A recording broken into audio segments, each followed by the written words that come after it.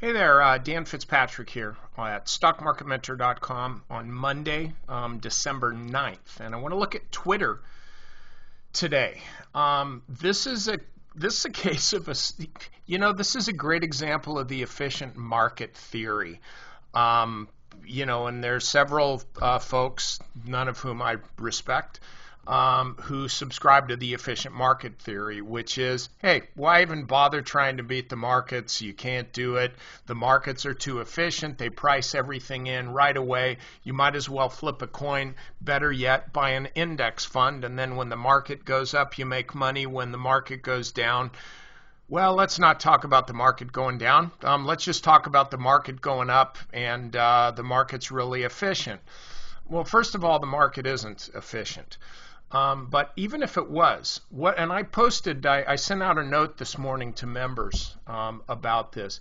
Even if the market is efficient, even if it's totally efficient, then what is that telling you? It's telling you that, like, the market is totally efficient. You don't know squat. I don't know squat. Why are you trying to beat the market? There's no point. The market is efficient, and because you can't be beating the market, who's really more powerful? The market or you? The market or me? Answer: the market. The market is always right. Okay, so let's buy into that. It's an efficient market. Great. Guess what? That makes it even easier. You don't have to think. You don't have to think. All you got to do is look. All you got to do is watch. And I've been harping on this a lot lately. If you're paying attention to the news, depending on when you happen to turn on your TV or what website you look at, you're going to get really, really bullish news, or you're going to get really, really bearish news or opinions, whatever you want to call it. But what really matters more than anything is the price. We want to buy low. We want to sell high. I don't care if I'm right about the fortunes of the company or not, unless it's my own. I don't really care about that. All I really want to do is make money.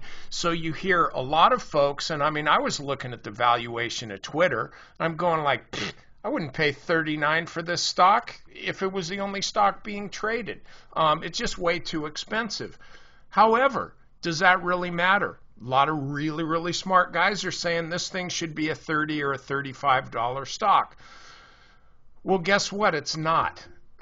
The stock is moving higher. So guess what? The stock that I wouldn't buy at 39, loved it today at like 46, 47, something like that. And do you know why?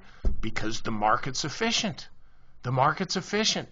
The stock is moving higher, not lower. Who am I to second guess? So what do? First of all, you keep an eye on the high-profile stocks, and this would be one of them. You keep an eye on them, you look at them, and like I said, I'll go back here. I wouldn't want to, I think at some point, I forget, I think shortly after this, the option started trading on this. I forget exactly what the situation was, but I think I was short this stock via puts, being long puts. I think I was short the stock for a while, maybe a day, maybe half a day, maybe 3 days. I don't remember. And the reason I don't really remember was because I do remember I closed out the trade for a loss. I was wrong. And why was I wrong? Well, because the stock wasn't going down like it was supposed to. Apparently, it didn't know that I had made a judgment. And by the way, I'm making a point here. The stock stopped doing what I thought it was going to do. And so what did I do? Well, okay, crap, I'm wrong. So I better close out that trade.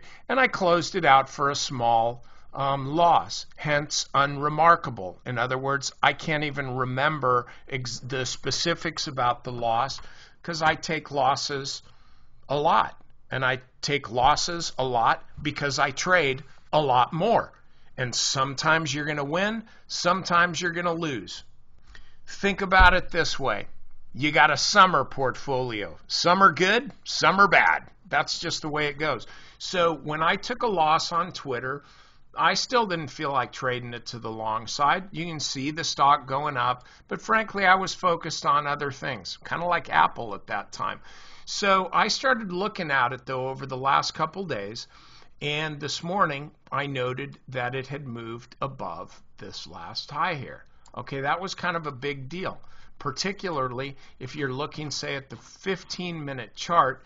You can see that the stock had been trending sideways for a while, very tight volatility squeeze. Boom. I didn't buy it there. I don't think I was looking at it. Traded sideways. And then on the 5th, which is Thursday, it started moving higher. Not enough to really get my attention. Friday, it's drifting lower like this. Again, 15-minute chart. This morning, this thing comes up on a volume scan. I see this starting to break out. I'm looking at the 15-minute chart.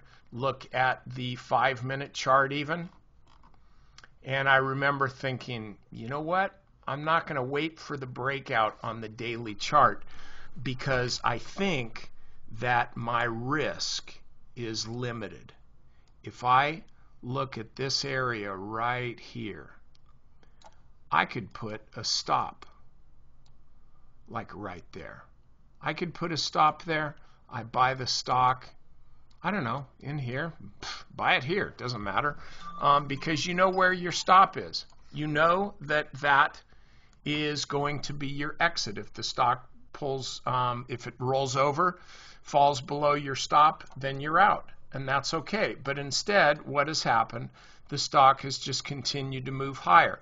Now, those of you that are members, you are, or you darn well should be, familiar with the IPO strategy analysis, whatever you want to call it, that I use. And this is what it is, because this is coming really close. We're anticipating a little bit. I have seen time and time again that a stock like Twitter here, this was the high, up about 50, I think $50.09 or something, where the stock debuted. This was the intraday high. Since that time, the stock hasn't come back to it. Close to coming back today. So I call this, for whatever reason, I'm actually thinking of that movie where Robert De Niro plays Al Capone and Kevin Costner plays Elliot Ness, and Al Capone's talking about enthusiasms. They're enthusiasms. I always look at this initial high as the enthusiasm high.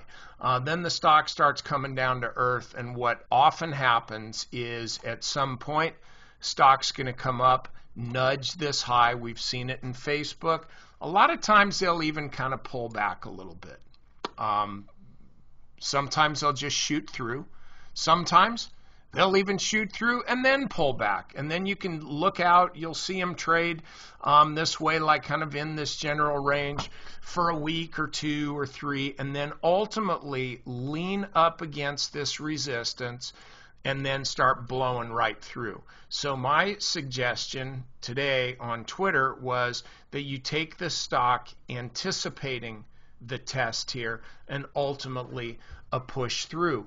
So I don't think it's too late to buy this stock even now. Stock's up almost 10% today. Just know that in this method of analysis, and it's not prediction, it's just, a framework to study stock, about $50. Let's see what the exact high was. Yeah, $50.09. So if this stock starts pushing above $50.09, you're going to hear the financial TV start talking about this more than it was today. That should push the stock even higher. Even though the company is grossly overvalued, the stock should be much lower. The market is efficient. The market doesn't care about the value, guys. The market doesn't give a rip about you or me, doesn't even know whether we're long or short the stock. So instead of overthinking things, you can take a small position now if you haven't already. You're anticipating a test of this $50.09. We'll just call it $50, okay? Didn't even get there yet. Didn't even get there today. And then if the stock pulls back a bit, you can even add to your position. But the way this chart is looking right now, the old efficient market theory, this stock is efficiently moving higher. Now you know where your stop is.